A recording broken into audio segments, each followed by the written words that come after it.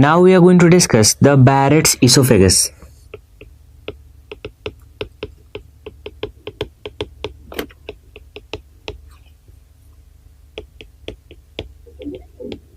So what is this Barrett's esophagus? It's the columnar metaplasia in the lower third of esophagus or lower part of esophagus. So it is characterized by columnar metaplasia.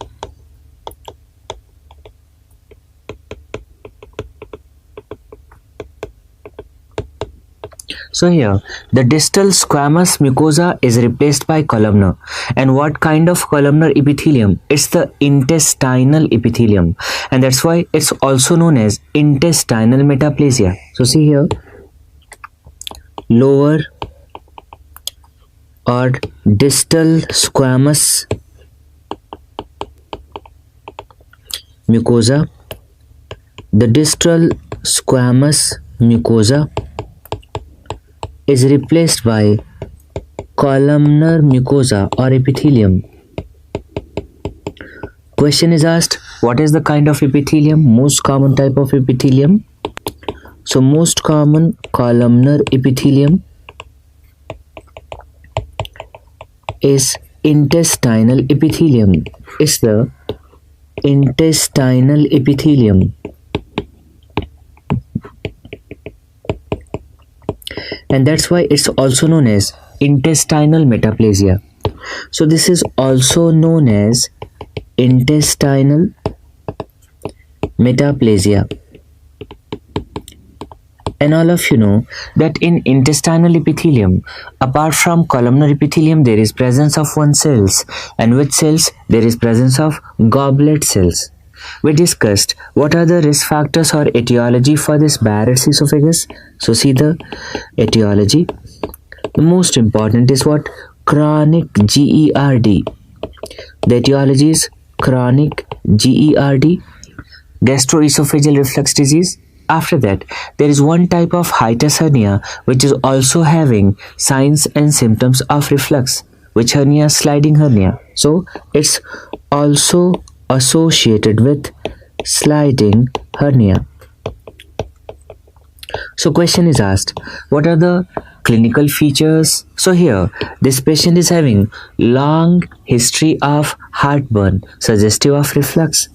So clinical features, there is long history of heartburn suggestive of reflux. Now how we are going to make the diagnosis? Be careful.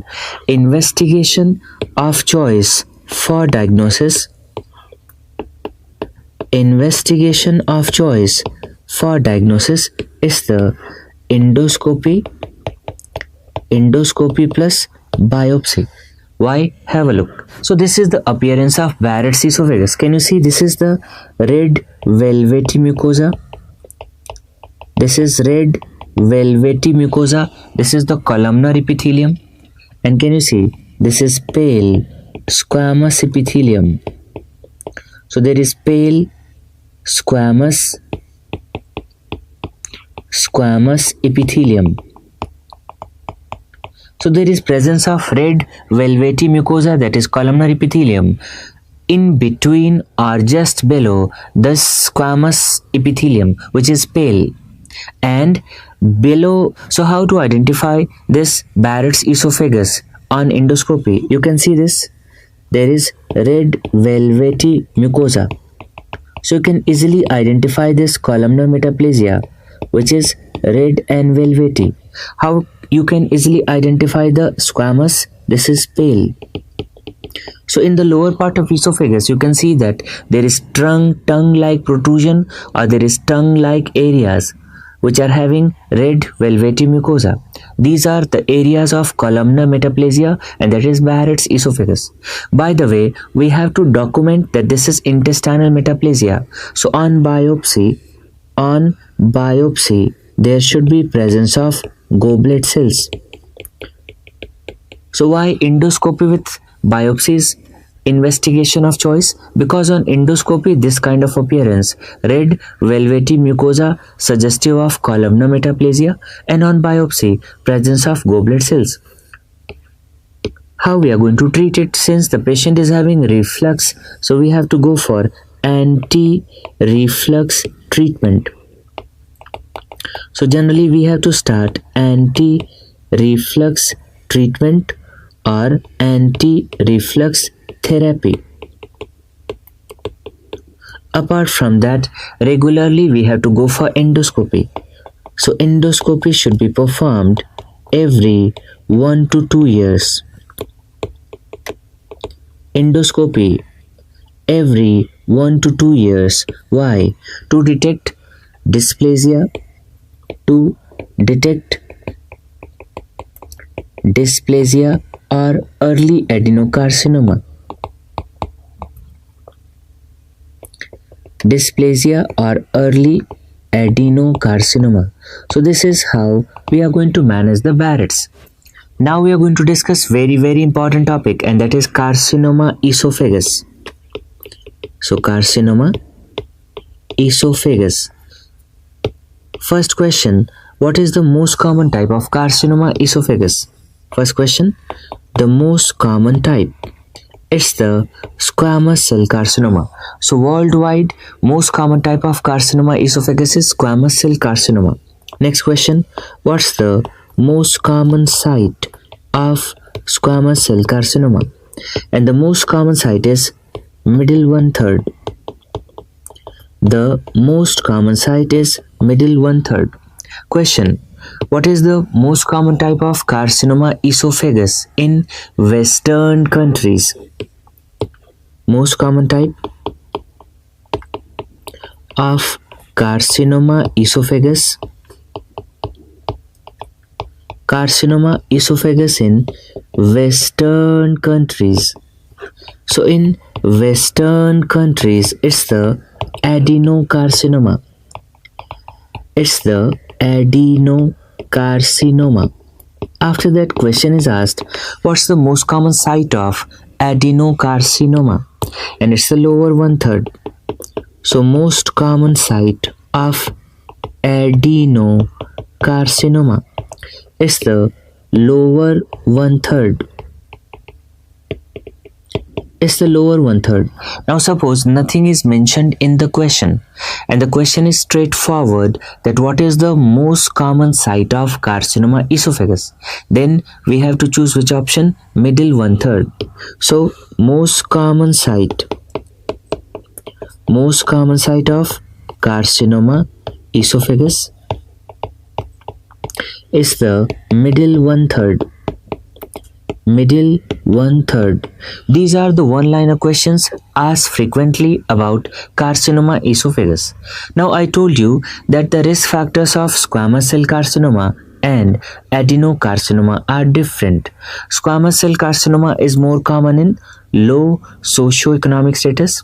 Adenocarcinoma is more common in high socioeconomic status. So see the differences in the risk factors. Squamous cell carcinoma and adenocarcinoma. So first have a look of risk factors for adenocarcinoma.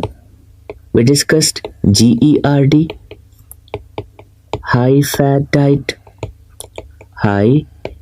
diet or obesity, Barrett's esophagus,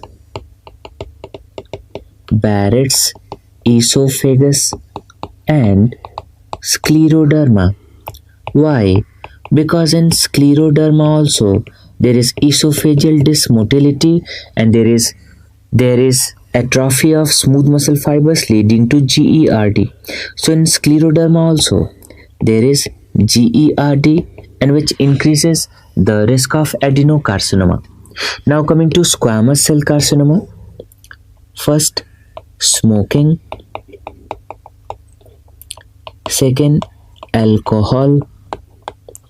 Third, intake of nitrates,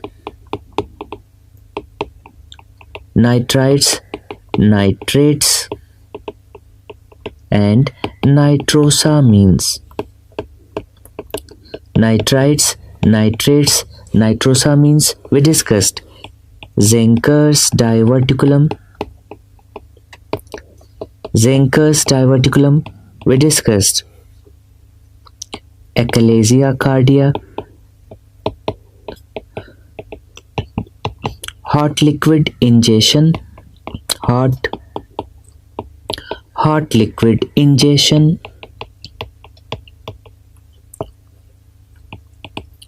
HPV infection, human papillomavirus infection.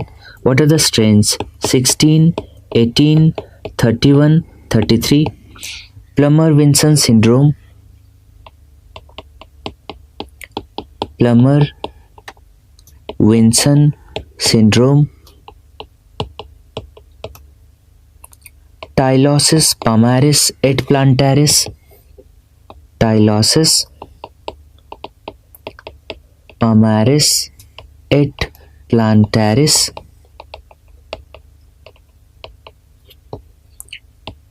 bulimia nervosa,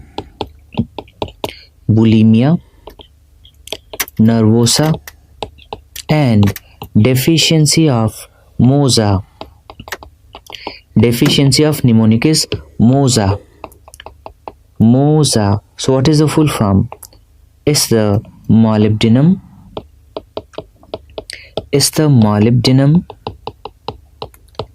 zinc, vitamin A. So these are the risk factors for squamous cell carcinoma. So you can make out the differences between risk factors of squamous cell and adenocarcinoma. Now in detail we are going to discuss carcinoma esophagus.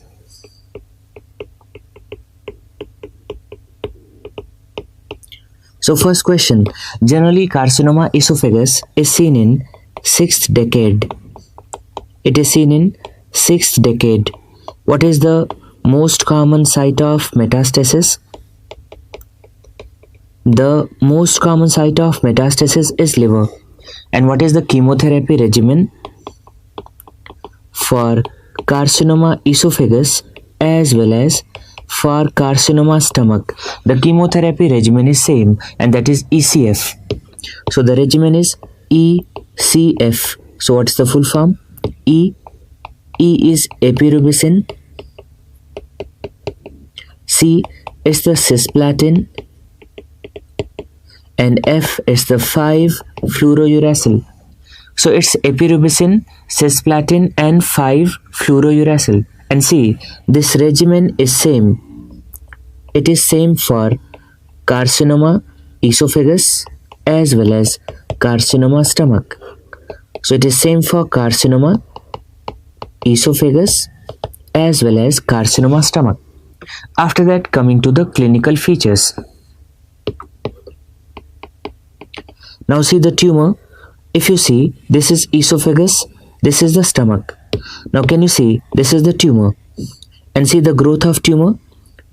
The tumor growth is going to compromise the lumen. So since over a period of time, what will be the problem? The lumen is compromised. And when the lumen is compromised, what will happen? There is dysphagia. This dysphagia is initially to solids, followed by semi-solids, followed by liquids. So what kind of dysphagia? There is progressive dysphagia. Second, the food is not going to enter into stomach. That's why these patients are also having weight loss. And weight loss is because of malignancy also. So what is the most common symptom? Most common symptom in carcinoma esophagus is the dysphagia followed by weight loss. Next question, what kind of dysphagia? In this there is progressive dysphagia. There is progressive dysphagia. Progressive dysphagia means initially to solids, followed by semi-solids and followed by liquids. Now what is the problem when the malignancy is advanced? Have a look. You can see that anterior to this esophagus is the trachea. When the malignancy is advanced, can you see what will happen? Sometimes there is formation of tracheoesophageal fistula, and because of this tracheoesophageal fistula. Can you see what will be the problem? The food content will start entering into trachea, and because of that, what will be the problem? There is choking, coughing, cyanosis, and dyspnea. So this is seen when patient is having malignant tracheoesophageal fistula. So see the problem? In patients having malignant tracheoesophageal fistula, there is choking, there is coughing, there is cyanosis and dyspnea. These are the symptoms. Second, in advanced malignancies, when the malignancy is going to invade or involve the recurrent laryngeal nerve, there is hoarseness of voice. So see, invasion of recurrent laryngeal nerve, and this leads to hoarseness of voice. There is hoarseness of voice. Simple. After that, question is asked, what is the first investigation done in a suspected case of carcinoma esophagus? So see, diagnosis. First question, what is the first investigation done in a suspected case of carcinoma esophagus? In a suspected case of carcinoma esophagus, and that is what? That's barium swallow. And that's barium swallow. Now what kind of appearance is seen on barium swallow? Now here you can see this is the appearance on barium swallow. Can you see? Actually speaking, this is the esophagus. And can you see what is this? Yes, this is the tumor. So can you see? This is the tumor growth. So because of this, the appearance is like barium swallow. So appearance is like apple core appearance. So on barium swallow, there is apple core appearance. Apple core appearance. Be careful, this apple core appearance is not specific for carcinoma esophagus. It is also seen in carcinoma colon, but the investigation is different. In carcinoma colon, apple core appearance is seen on barium enema. So this is the first investigation done. After that, what's the investigation of choice for diagnosis of carcinoma esophagus? Investigation of choice for diagnosis of carcinoma esophagus, and this is endoscopy plus biopsy. So it's the endoscopy plus biopsy. After that, what's the investigation of choice for staging of carcinoma esophagus? Let me tell you one simple principle in GIT. From esophagus till rectum, staging is based on a single parameter. And what is that? That is depth of penetration. And any organ in which we can perform the endoscopic ultrasound, in that organ we can easily assess the depth of penetration. That's why the organs in which we perform the endoscopic ultrasound, generally endoscopic ultrasound is investigation of choice for staging. Example, carcinoma esophagus, carcinoma stomach. Endoscopic ultrasound is investigation of choice for staging. Similarly, in carcinoma rectum, we perform TRUS. What is TRUS? Is the transrectal ultrasound, and that is investigation of choice for T staging. So I'm repeating. Investigation of choice for staging of carcinoma esophagus as well as carcinoma stomach, both carcinoma esophagus and carcinoma stomach, and it's the endoscopic ultrasound. Now what is the appearance? Have a look. This is the appearance on endoscopic ultrasound. And in this case, can you see there are multiple rings? How many rings? 1, 2, 3, 4, 5. So 1, 3, 5 are hyperechoic rings. 2 and 4 are hypoechoic rings. How tumor looks like? Can you see? Tumor looks like this. It means you can easily assess that which layer in esophageal wall is involved by the tumor. But there is only one problem with endoscopic ultrasound. What? When the tumor is advanced, it is going beyond the lumen of esophagus or beyond the wall of esophagus. And second problem, sometimes the luminal obstruction is there. And when luminal obstruction is there, this endoscopic ultrasound probe cannot pass that area. So when advanced malignancy is there or there is luminal obstruction, investigation of choice for staging is CCT. So next statement, in cases of advanced malignancy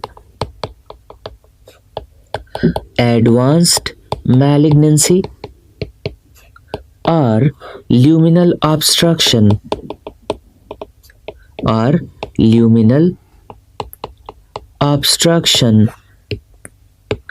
investigation of choice for staging is the CCT. After that, investigation of choice for distant metastasis, and that's PET scan. Investigation of choice for distant metastasis, and that's PET scan. It's the PET scan. So all these are the questions which are frequently asked in exam. So this is how we investigate and stage the carcinoma esophagus. After that, the most important aspect, 8th AJCC TNM classification for carcinoma esophagus. 8th AJCC TNM classification for carcinoma esophagus. So first of all, what is TIS? TIS is carcinoma in situ. It's the carcinoma in situ or high grade dysplasia. It's carcinoma in situ or high grade dysplasia. After that, what's the T1A? T1A is the involvement of lamina propria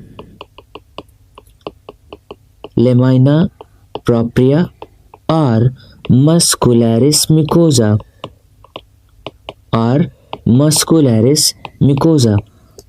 After that, what is T1B? Simple question. Which layer is just below muscularis mucosa? Submucosa. So, in this case, there is involvement of submucosa. After that, T2. Which layer is just below submucosa? Is the muscularis propria. So here, there is involvement of muscularis propria. And obviously, what's the T3? Since serosa is absent in esophagus, there is adventitia. So what is T3? Is the involvement of adventitia.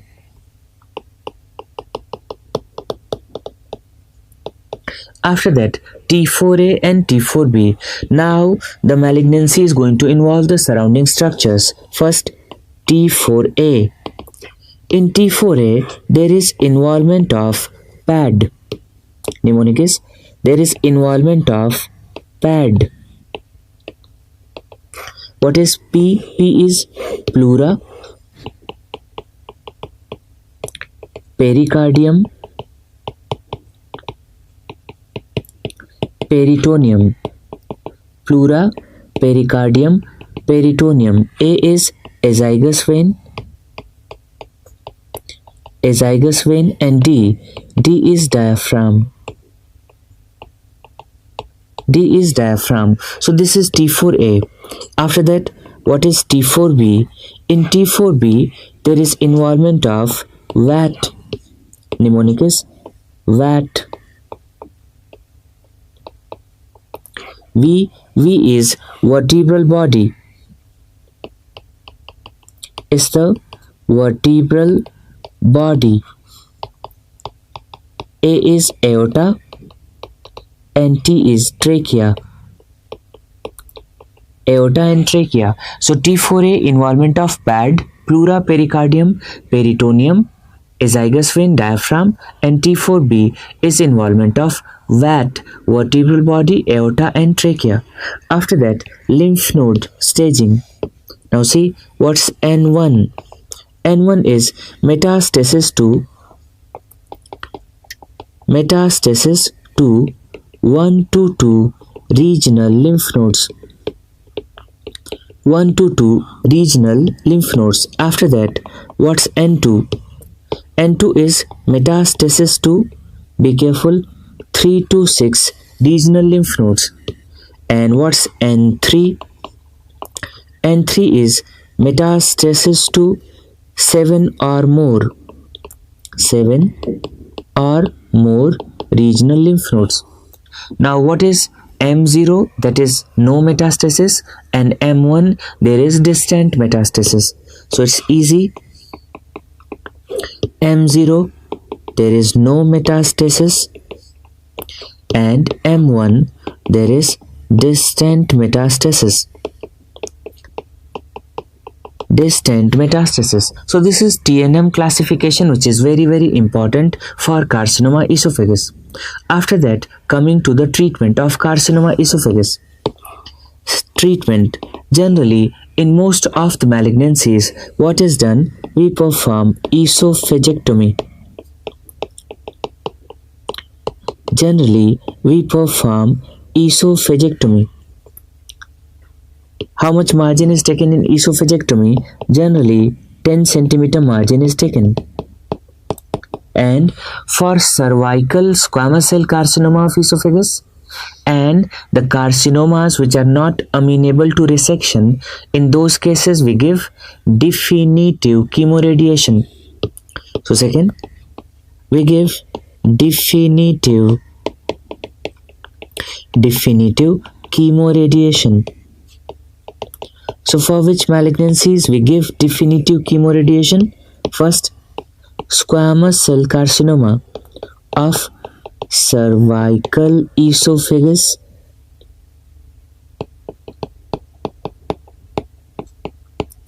and carcinoma esophagus not amenable to resection, in which resection cannot be performed. Not amenable to resection. After that, lots of questions are asked about the margins. So question, how much margin is taken in GI malignancies? Usually in GI malignancies we take how much margin? 5 cm margin. There are two exceptions. One, esophagus. How much margin? We take 10 cm margin. And what's the second exception? Distal rectum. How much margin is taken? 2 cm margin. So see the questions. In GI malignancies,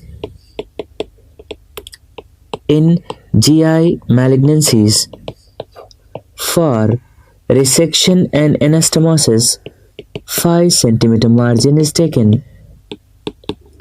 5 cm margin is taken. What are the exceptions?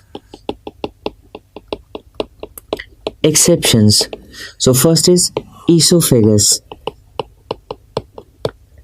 In esophagus, 10 cm margin. And second is distal rectum.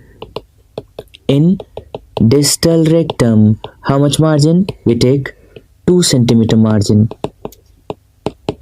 So in distal rectum, 2 cm margin is taken. Similarly, during wide local excision of squamous cell carcinoma, basal cell carcinoma, malignant melanoma and soft tissue sarcoma, how much margin is taken? It's 2 cm. So statement, during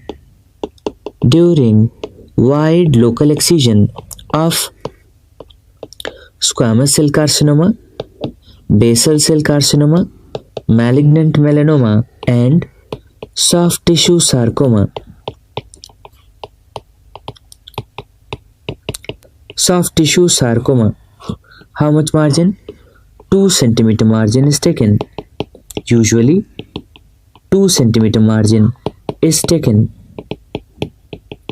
And the third question, whenever we perform wide local excision in breast conservation surgery, how much margin is taken? 1 centimeter. So next very important point, during wide local excision in breast conservation surgery, 1 centimeter margin is taken. 1 centimeter margin is taken.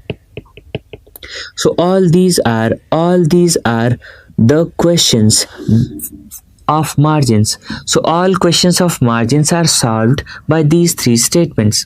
After that, lots of questions are asked about types of esophagectomy. So have a look. What are the types of esophagectomy?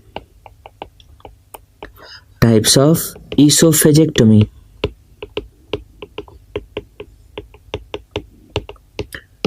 So here, first is Ivor-Lewis operation.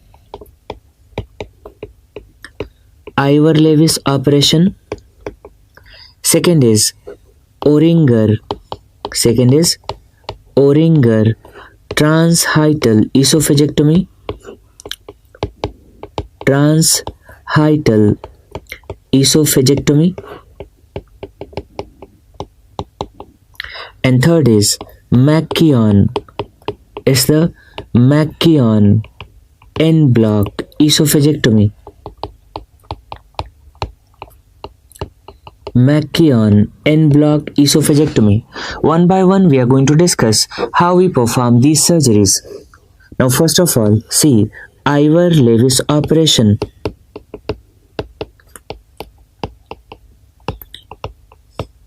So in Ivor-Lewis operation, what we do first, we perform laparotomy and followed by thoracotomy. We perform laparotomy followed by thoracotomy. Now how we are going to perform this surgery? Have a look. You can see this is the abdomen, and you can see this is the thorax, and this is the neck. Now you can see this is the esophagus and this is the stomach. So what I'm going to perform first, can you see? Laparotomy. After laparotomy, I'm going to perform the dissection around the esophagus. Then I'm performing thoracotomy. After thoracotomy, I perform the dissection around thoracic part of esophagus. After that, I divide the thoracic part of esophagus. And after that, I remove the esophagus. So what will be the problem? See the diagram.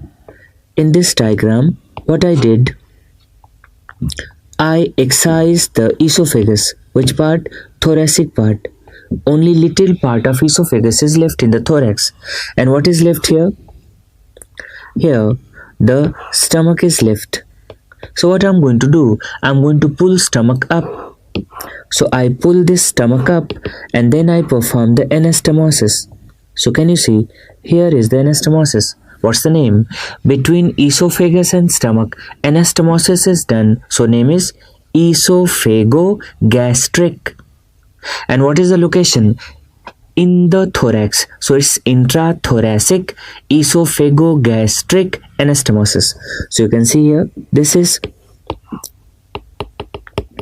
intrathoracic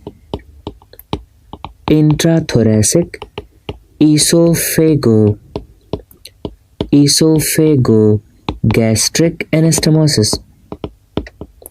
So intrathoracic esophagogastric anastomosis. In thorax there is negative pressure, and because of negative pressure there is no effect of compression on the vessels.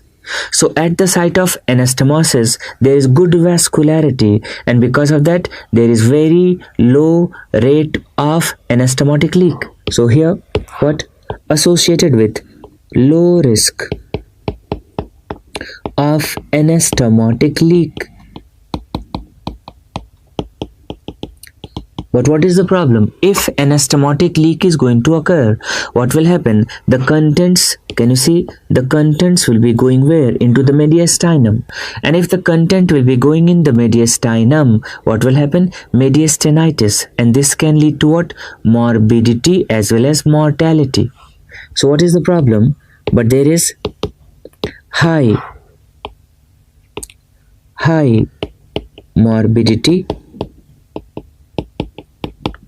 morbidity and mortality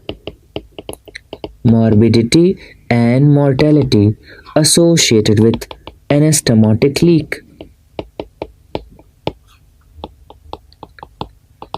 So high morbidity and mortality associated with anastomotic leak. So this is Ivor-Lewis operation.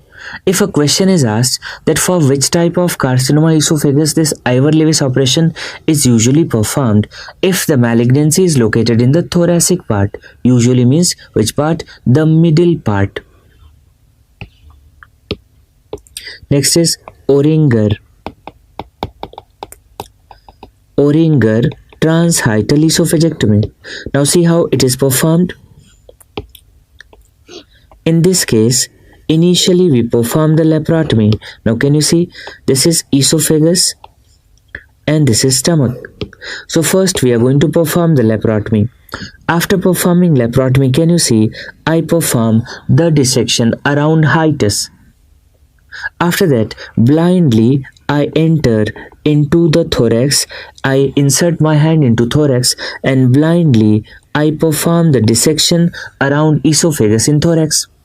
One of my assistant gives incision in the neck and he performs dissection around the cervical part of esophagus. When the dissection is complete, my assistant is going to insert what? Ryle's tube. And after that, he is going to excise, can you see? He is going to excise the esophagus. After excising the esophagus, I pull the stomach and esophagus will be delivered where? Into the abdomen. So what will be the final diagram? When esophagus is delivered into abdomen, it is excised. So the final diagram will be something like this. What? There is only little part of esophagus left. Where? In the neck. And what? Here, what is left? The stomach. And my assistant inserted the Ryle's tube. So can you see what? This is the Ryle's tube. So when I will make a tube of stomach and start pulling Ryle's tube, what will happen? Can you see? When I start pulling this stomach with the help of Ryle's tube, what will happen? The stomach reaches where? In the neck, in the cervical part. And here I will make the anastomosis between esophagus and stomach. So the name of anastomosis is same. What? Esophagogastric. But only one thing is different. What? Location. Here is the cervical esophagogastric anastomosis. And here there is compression, effect of compression on vessels. That's why the risk of anastomotic leak is high. So in this case, we go for cervical esophagogastric anastomosis. What is the disadvantage? There is high risk of anastomotic leak, but morbidity and mortality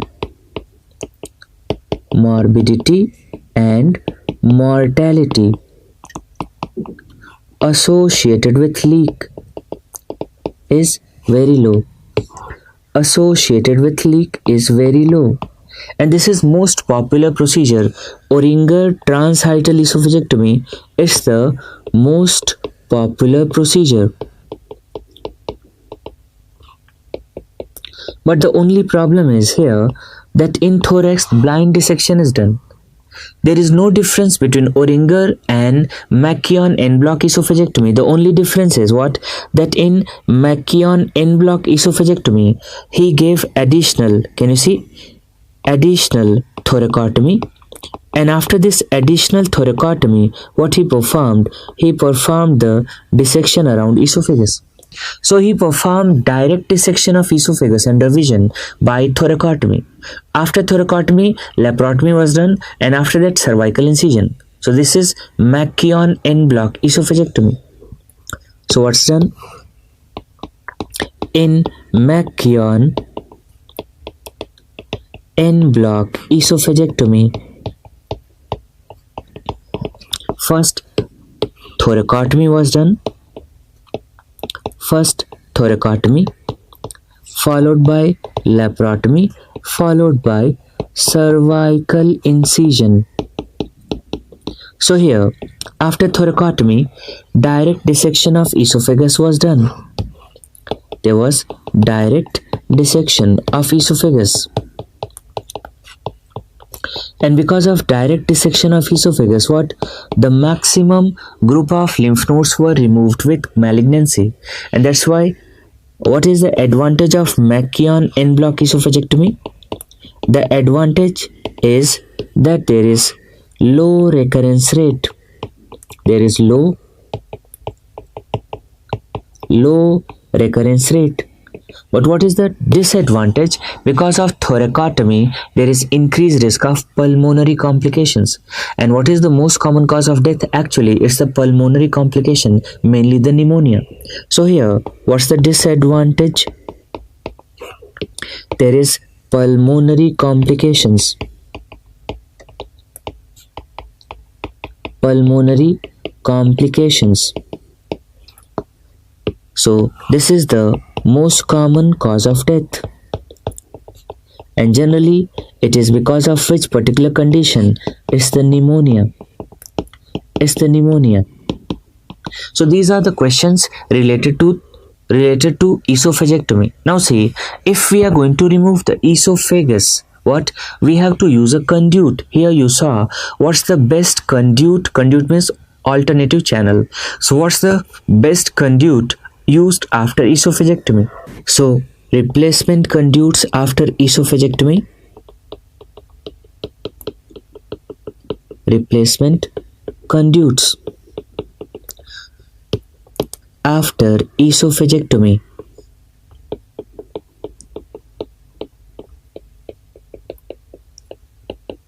So after esophagectomy, for carcinoma esophagus, what's the best conduit? The best conduit is stomach, followed by left colon, followed by jejunum. So questions are asked that these conduits are based on which artery? This stomach is based on right gastric plus right gastroepiploic is the right gastric plus right gastroepiploic artery. Left colon, obviously it's based on left colic artery, and this left colic artery is branch of inferior mesenteric artery. It's the branch of inferior mesenteric artery, and this jejunum is based on jejunal arteries. It's based on jejunal arteries, and these jejunal arteries are branches of what? Superior mesenteric artery. So these are the conduits, but be careful. Sometimes in benign disorders, suppose patient is having corrosive intake injury, and after corrosive intake, some amount of corrosive entered into stomach, so stomach is unhealthy, or patient is having peptic ulcer disease. So in benign disorders, if the stomach is unhealthy, what's the best conduit? It's the left colon. So question, conduit of choice. Conduit of choice after esophageectomy for benign disorders. For benign disorders, I told you, like corrosive intake or like corrosive injury and acid peptic disease. acid peptic disease. Here, status of stomach is not known or it might be unhealthy, and that's why what we prefer colon. And in colon, which colon is preferred? Obviously, it's the left colon. After that, route. So, what is the route of replacement for esophagus? The shortest route is posterior mediastinal route. So, it's the posterior mediastinal route, and it's the shortest route, and most preferred route is the shortest route and most preferred route. So these are the latest questions based on conduits. After that, there is another question, that what is the treatment of choice for malignant tracheoesophageal fistula? So in cases of malignant tracheoesophageal fistula, what is the preferred treatment option? We go for SIMS. SIMS is the preferred treatment option. And what is the full form of SIMS? It's the self-expanding metallic stent. So for malignant tracheoesophageal fistula, we prefer SIMS. After that, questions are asked that what are the factors on which prognosis of carcinoma esophagus depends. So see the prognostic factors.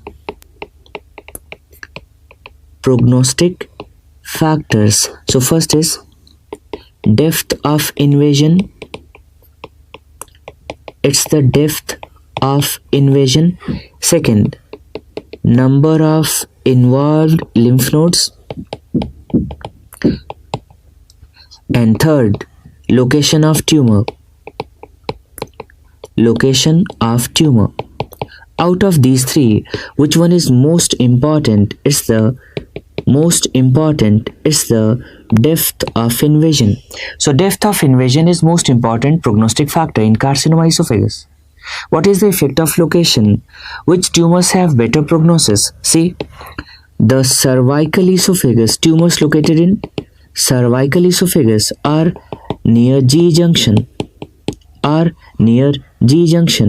These are having better prognosis.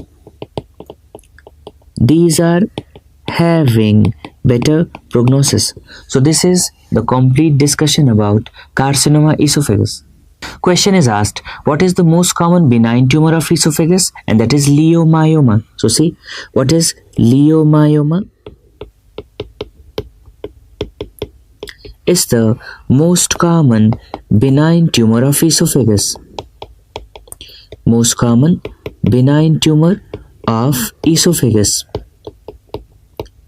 It is generally more common in 4th to 5th decade. It is more common in males, and see, more than 90% of this leiomyoma is located where? It's located in the lower 2/3 of esophagus. So more than 90% is located in lower 2/3. Now what is the problem? See, whenever the size of leiomyoma is small, what happens? It is asymptomatic.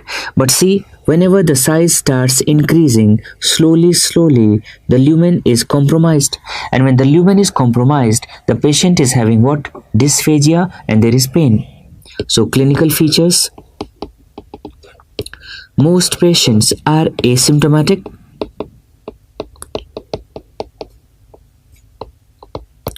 Question is asked, what's the most common symptom? The most common symptom is the chest pain and dysphagia.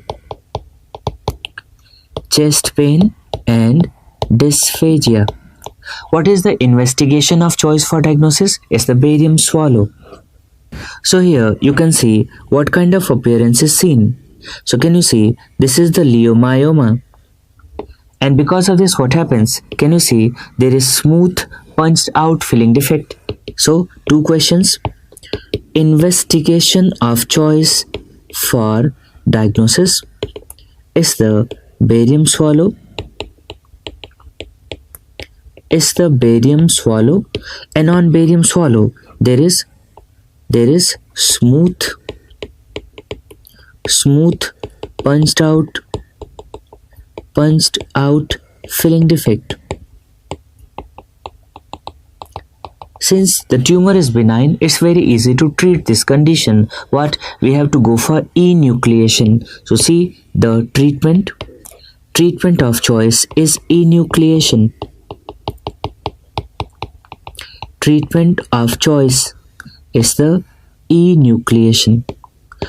After that, another question which is frequently asked is Plummer-Vinson syndrome, and I told you this Plummer-Vinson syndrome, it's a pre-malignant condition and it's a risk factor for squamous cell carcinoma of esophagus. So have a look. Plummer-Vinson syndrome. Plummer-Vinson syndrome. What is the other name of Plummer-Vinson syndrome? It's also known as Patterson-Brown-Kelly syndrome. Patterson-Brown-Kelly syndrome. Other name, it's also known as sideropenic dysphagia. So you can make out sideropenic means there is iron deficiency anemia, and dysphagia means there is dysphagia. So the other name is sideropenic dysphagia. I told you that it's a pre-malignant condition.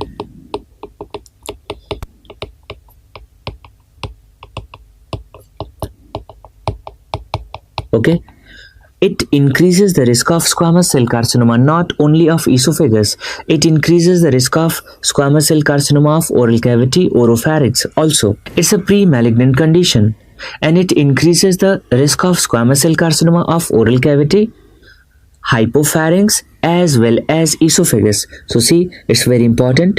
It increases the risk of squamous cell carcinoma of first oral cavity, hypopharynx and esophagus. What are the characteristic features? What are the associations of this Plummer-Vinson syndrome? Have a look. It is characterized by, this is characterized by first dysphagia.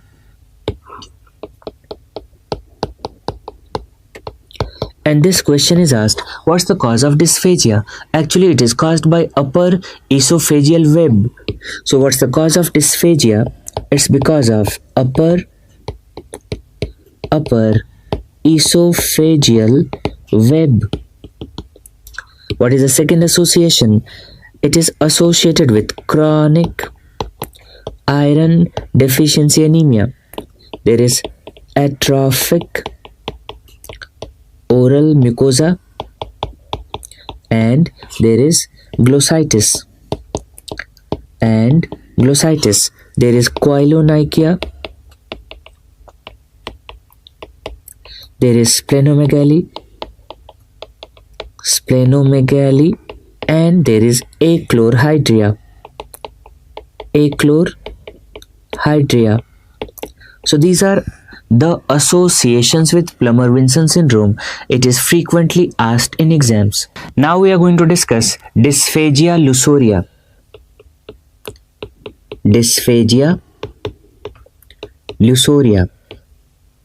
So what is dysphagia lusoria? Can you see there is dysphagia? Means there is disorder of swallowing because of vascular abnormalities. And what kind of vascular abnormalities? These are congenital vascular abnormalities. So it is characterized by disorder of swallowing,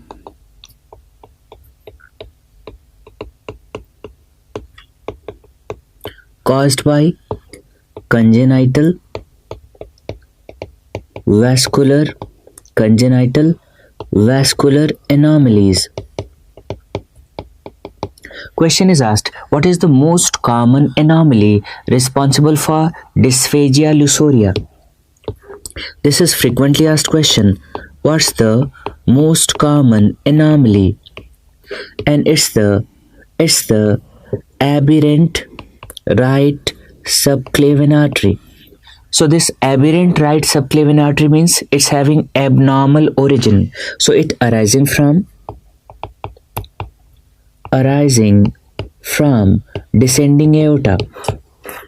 Arising from descending aorta.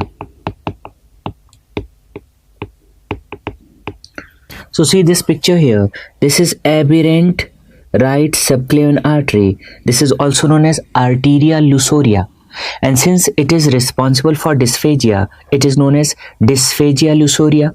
So if this right subclavian artery is arising from descending aorta, it has to move posterior to esophagus to supply the right upper extremity. So can you see its path?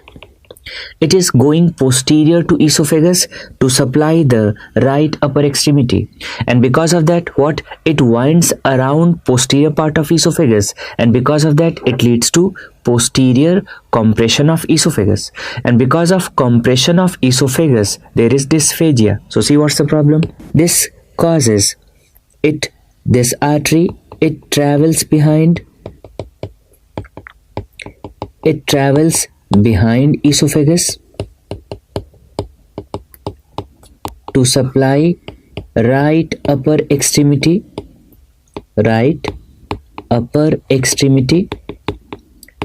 and because of this what will happen? There is posterior compression of esophagus. There is posterior compression of esophagus.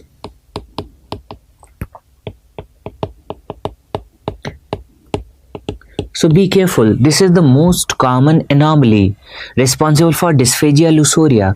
What are the other anomalies responsible? The other anomalies are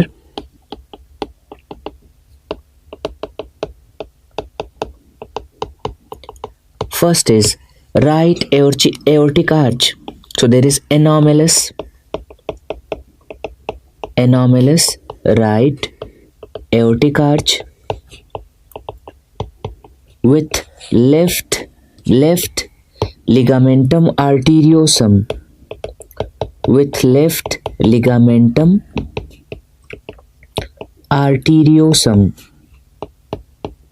and there is pulmonary artery slings.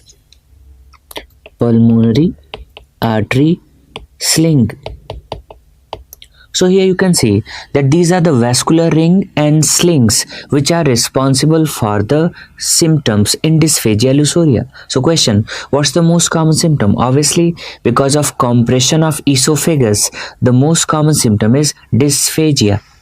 So clinical features, both these pulmonary artery slings and vascular rings these are responsible for dysphagia. Question is asked, what are the other symptoms? Sometimes there is compression of trachea also. Because of that, what's the problem? There is recurrent respiratory infections,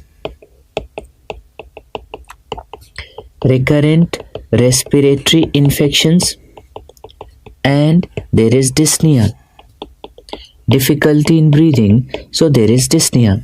Now how we are going to diagnose this condition? First, we have to perform barium swallow to find out whether there is compression of esophagus or not, because there is dysphagia. And after that, we have to find out that what is the vascular anomaly responsible. So we go for angiography. So see, for diagnosis, we go for barium swallow.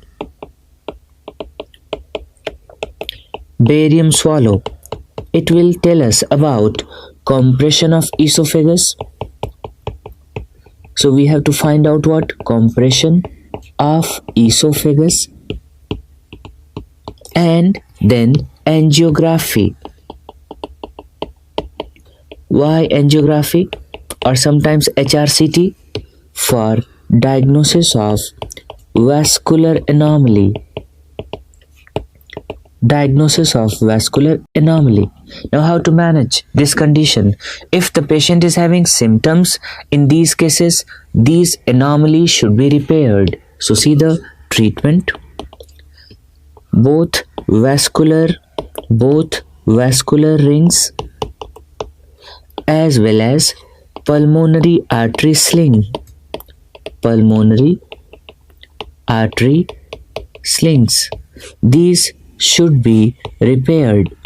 So in symptomatic patients, these should be repaired. So this is how we manage dysphagia lusoria. Next is very important topic, and that's a Schadsky ring. So see, what is this Schadsky ring and how it looks like? So here you can see that this is concentric symmetric narrowing. So can you see here? It's the concentric symmetric narrowing. And this leads to restricted distensibility of lower esophagus. So because of this, there is restricted distensibility of lower esophagus. So this is Schadsky ring. It's a ring-like structure. What is the component of this ring? Here you can see it's composed of only mucosa plus submucosa. So this is composed of mucosa, submucosa. What is the exact location of this ring? The exact location is located at squamo-columnar mucosal G junction. It's located at squamo-columnar mucosal GE junction. Now what is the problem in this case? Can you see? It is going to restrict the distensibility of lower part of esophagus. So what is the symptom? The most common symptom is dysphagia. But be careful, this dysphagia is not for all food substances. Why? Because you can see that liquid can pass from this much area of esophagus. So this kind of dysphagia is only for solid foods. Third problem, sometimes there is episodic aphasia. What is that episodic aphasia? Imagine that there is a large piece of meat. And this large piece of meat is going to cause the intermittent obstruction at this ring. So these are the characteristic features. So see the clinical features here. Most common symptom is the dysphagia, and this dysphagia is for solid foods only for solid foods. And sometimes there is episodic aphasia. What is this episodic aphasia? It's the intermittent obstruction by large piece of meat. This is intermittent obstruction by large piece of meat. Question is asked, how you are going to document that there is a ring? Obviously by barium swallow. So see how it looks like on barium swallow. This is the ring. So investigation of choice for diagnosis is the barium swallow. So you can see that narrowing. Now on barium swallow there are three types of rings. What is type A? In esophagus there are three types of ring. Type A, it's located above G junction, 5 centimeter above G junction. And what is type C? It's located in the distal part of esophagus. And type B is located exactly at G junction. And this type B rings are known as what? Schadsky's ring. So it's the type B ring. So what is type A? It's located 5 centimeter above or proximal to G junction. What is type B ring?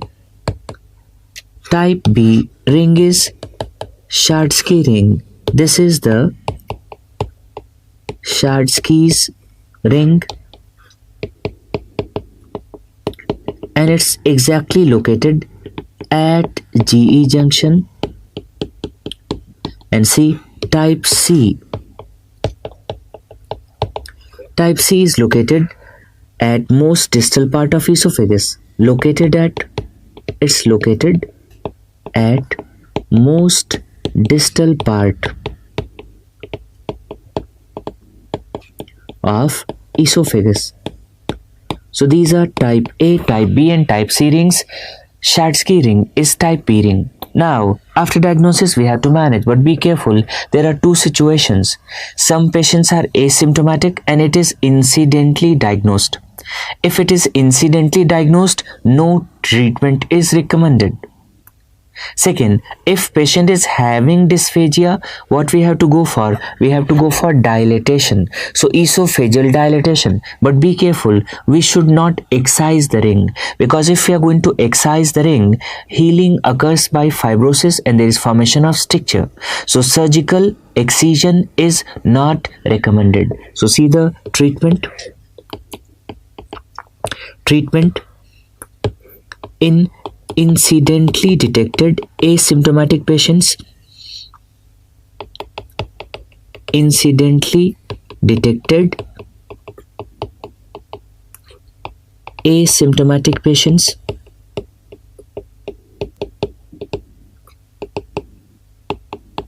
But no treatment is recommended. So we are not going for any kind of treatment.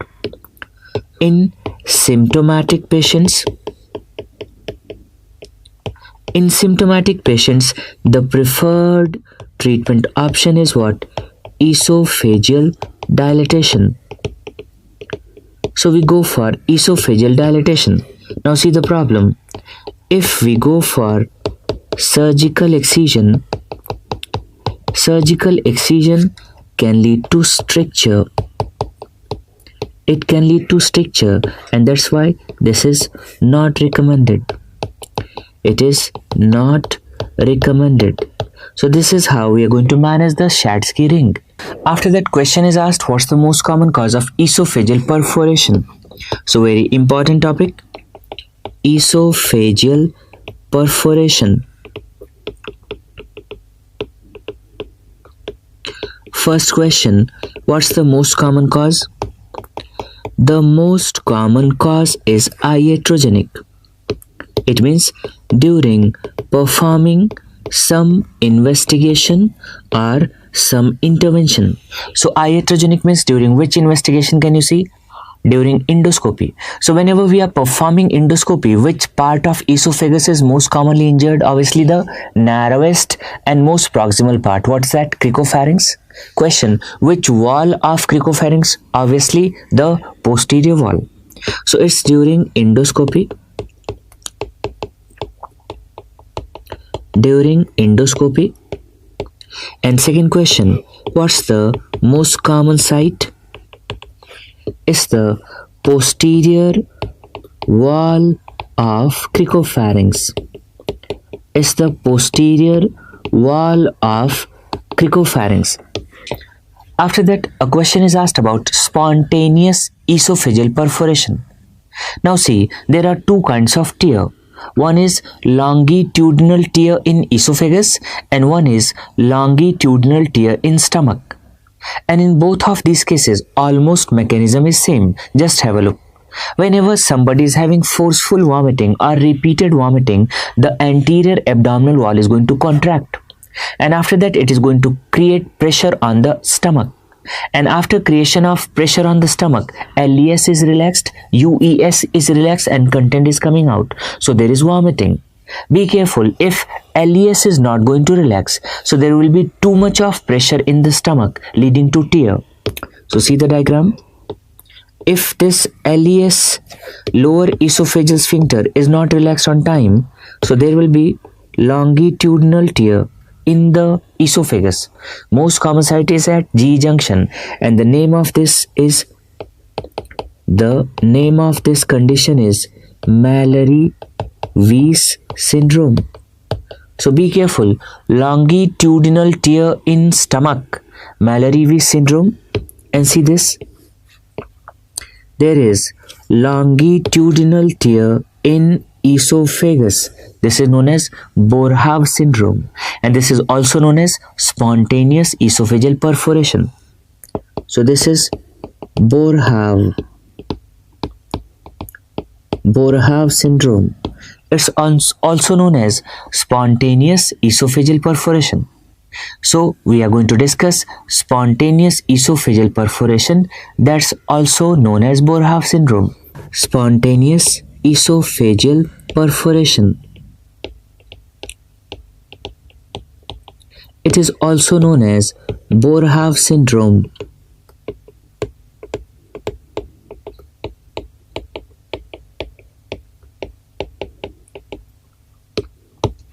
It's caused by forceful vomiting,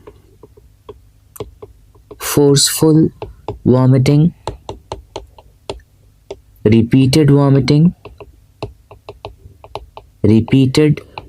especially when the vomiting is going to occur against closed glottis.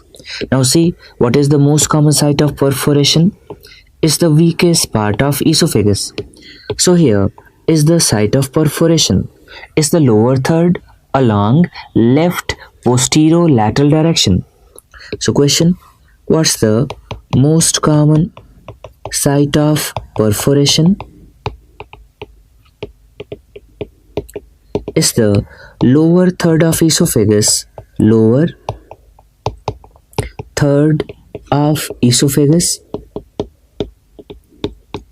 along posterolateral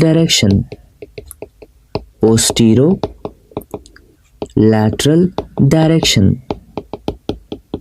Simple. Now what will happen? Can you see? Because of this perforation, whatever the food substance is there, it is going into mediastinum, and because it is going into mediastinum, immediately patient is going to develop severe mediastinitis. And because of this severe mediastinitis, there is thoracic pain, there is vomiting, and cervical subcutaneous emphysema. What's the name of this triad? It's known as Mackler's triad. It's frequently asked question.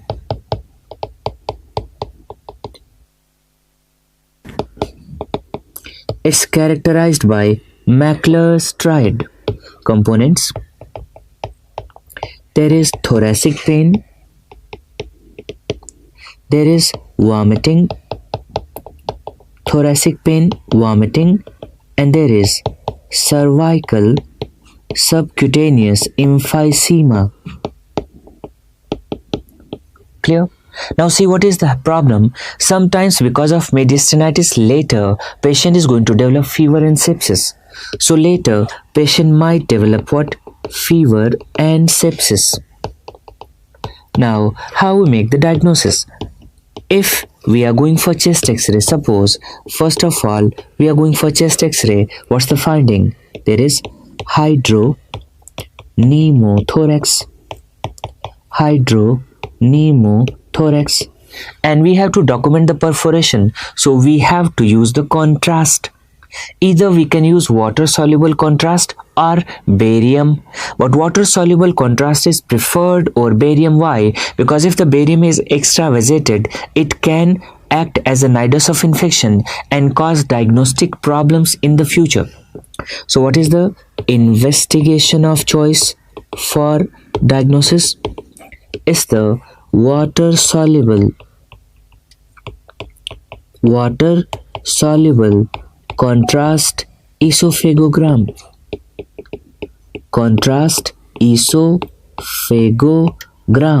And what is the preferred contrast? Is the gastrographin.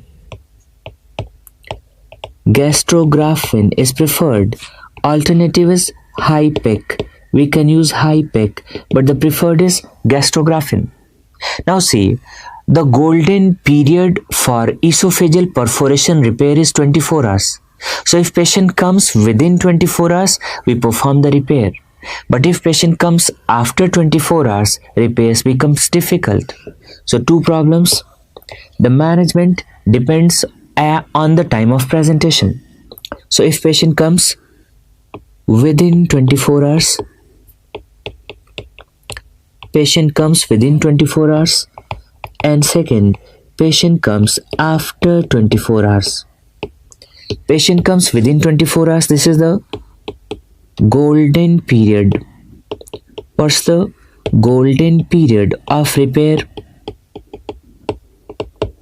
It's within 24 hours. So see, apart from repair of perforation, since mediastinitis is there, we have to insert chest tube, ICD insertion, and after repair we have to perform feeding jejunostomy also. So what we do in this case, we perform repair of perforation,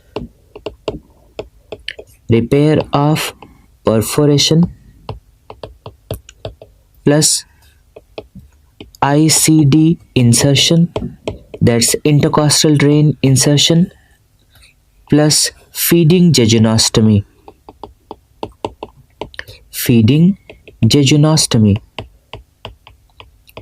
And in this case, since repair is not possible, in this case what we prefer, either prefer excision or diversion. So what we perform? We perform esophagostomy plus ICD insertion plus feeding jejunostomy. ICD insertion plus feeding jejunostomy. Question is asked that how much is the mortality if patient comes within 24 hours? It's the 20%. And how much is the mortality if patient comes after 24 hours? It's more than 50%. So the mortality is 20% if patient comes within 24 hours and more than 50% if patient comes after 24 hours. So this is all about esophagus.